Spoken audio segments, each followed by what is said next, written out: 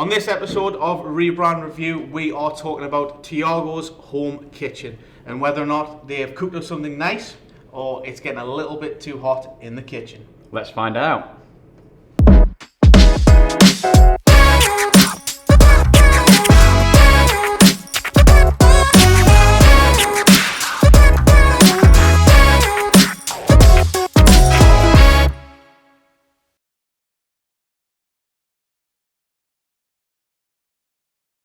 I'm Glen and Will, Creative Director here at Canny.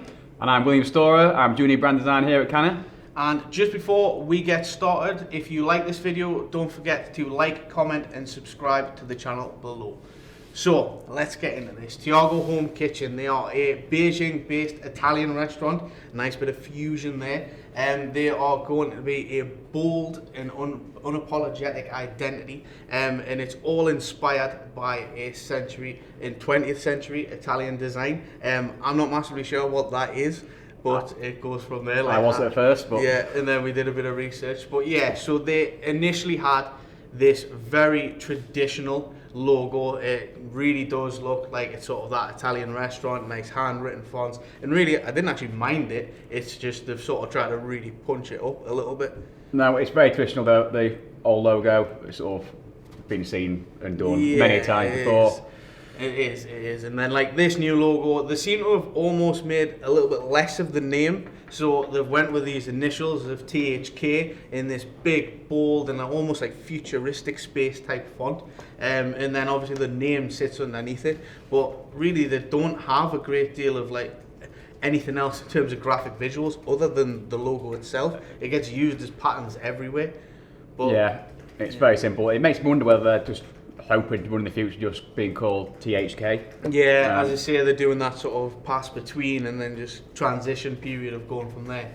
I mean, the only thing I would say about it is, as I say, they are sort of that fusion. They're Beijing based, they're Italian restaurant, but that doesn't scream Italian restaurant to me. No. And I know they're going for this bold and totally different, but it does sort of like make it hard when you see that logo straight off. It doesn't really look that Italian. If you took that into just plain black, you'd think it was a construction logo, in my opinion. Very, very big, bold, like industrial looking. Yeah, very much. As we move forward, like the one thing that does come apparent as soon as you start actually seeing the brand get used. So the logo by itself may be a little bit like sort of far-fetched to being Italian, or an Italian restaurant, but when you start using it on the pizza boxes and elements like that, they bring in all the colour, and it not actually as bad as I thought it was going to be, because they do use the colours of the Italian flag, and normally that means that it just gets overused and there's an Italian flag everywhere. Yeah. To be honest though with this, I think if we didn't have the Italian colours in there, it'd be really, really hard to tell it was an Italian restaurant. Definitely. But like, yeah, as you move through a lot of the stuff though, they do a really nice job of not overselling the Italian flag. Like they just tend to use one colour with a natural colour or a white. So they use these sort of nice paper bags, or they use a white colour and they expand the logo. And really there's not a graphic device to it other than just the logo in a pattern, or just really, really big. But weird enough, less is more in this case. It does look really nice. And again, it really is sort of going back that sort of 20th century Italian design. Yeah, nothing much to it.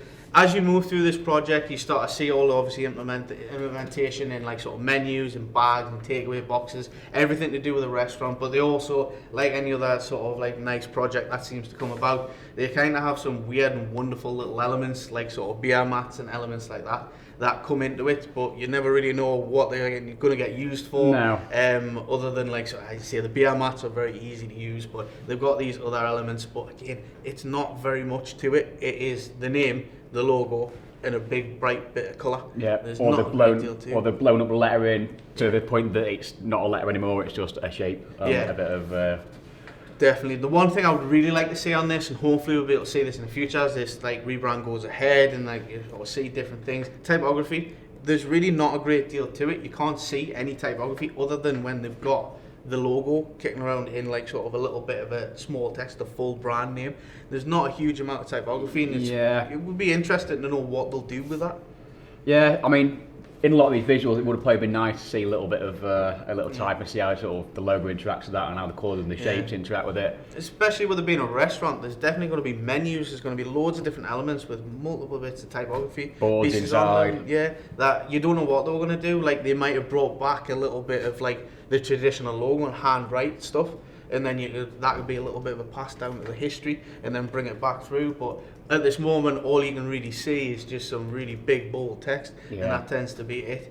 Other than that, they also have some pretty disgusting shirts to go with it. I'm really not keen on this. Yeah, they're very much like a 1990s sort of charity thrift shop shirt. And I'm going to go and guess this may be uniform for the staff or elements like that they would wear, but it sort of isn't really the same as what they've used elsewhere. It's really. Not as like, they've brought in this light blue, whereas you would have thought it would be stark white, or they would bring in a bold bit of colour, but it's a bit odd when it comes down to it. I mean, it would have been nice to actually get some of the small little shapes that you see in some of the other brand stuff in there. Yeah, because I mean, they've got a really nice pattern as you run through, like where they do combine the THK and it just sort of runs as a strip. Again, multiple elements that possibly could have done, and they might do. It's just not something we can see from the original project. Yeah, to me that is the other thing that sort of sits sort of outside of the rest of the brand stuff as a little bit of an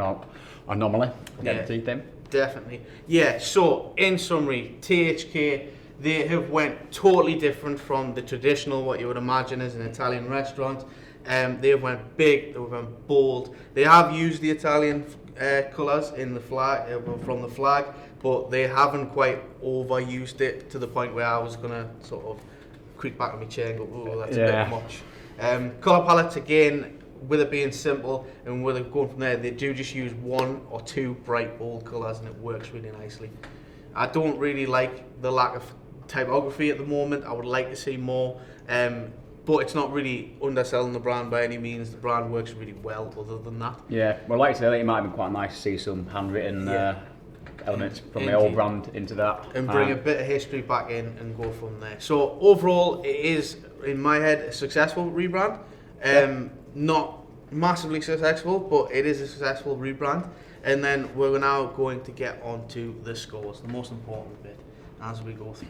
So, thinking in concept, we've got this as a 4. There isn't really a huge deal of thinking in concept behind it, but I like the idea that they've went for this big, bold and punchy, totally different to anything else that's normally seen as like an Italian restaurant. I think that alone sort of helps it along its way in terms of the scoring. We went for a 4 with that. Yeah, I agree. They've very much gone against the grain with what just about every other Italian restaurant would do. So yeah, I think it's well deserved a 4.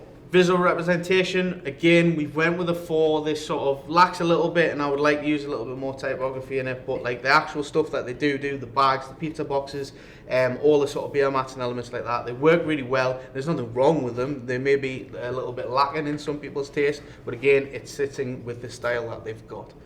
And then brand mark, we've gave this a 3.5, so the brand mark alone, I think, is being scored down purely because it really doesn't say what it does on the tin. It can be really misconstrued as like an industrial company, a space type company, or elements like that, unless they have that bit of name underneath where it says Home Kitchen. But when it's with the logo, it's that small. It's very hard to see anyway. Yeah, totally agree. I think it's a nice mark, but it's not sort of, you would think instant look at it and go, that's an Italian restaurant. Yeah, definitely. So typography, we went through this. The idea is we've got this as a 3. We didn't want to score it highly. We didn't want to score it ridiculously lowly. The idea is we would like to see some. If we could see some, we could then go from there. There's not a great deal in there, but we're going for a 3, middle ground, and go from there.